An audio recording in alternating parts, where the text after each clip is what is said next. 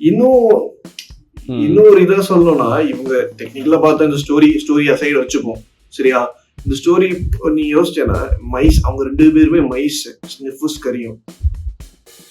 இந்த 2 little people are supposed to be more like thinking than this மைசஸ்ல.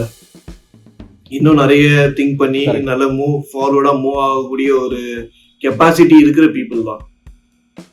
ஆனா இந்த மைசஸால பண்ண முடிஞ்சது இவங்களால பண்ண முடியல. எதனால நினைக்கிற? அதாவது இன்டைரக்டா என்ன சொல்ல ட்ரை பண்றாருன்னா, மைஸ் ஆர் பேசிக்கலி அனிமல்.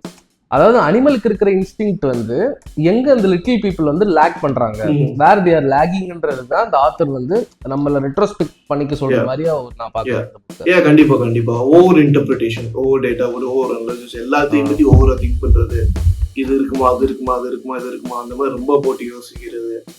அப்படி பண்றதுனால தான் இவங்களால மூவ் பண்ண முடியலன்னு நினைக்கிறேன். ஆனா அதர் ஹேண்ட் ஸ்டீஃபன் கரி பாத்தியா, டக்குன்னு இங்க இல்ல, இங்க கம்மியாகுது தெரியுது, ஓகே லெட்ஸ் மூவ் நெக்ஸ்ட். ஏன்னா இப்படிதான் we as a human evolve இல்ல இவ்வளவு இயர்ஸ்ல.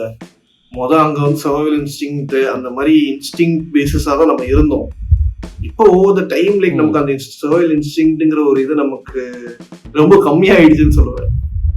அடுத்த இது too comfortable, we got too comfortable.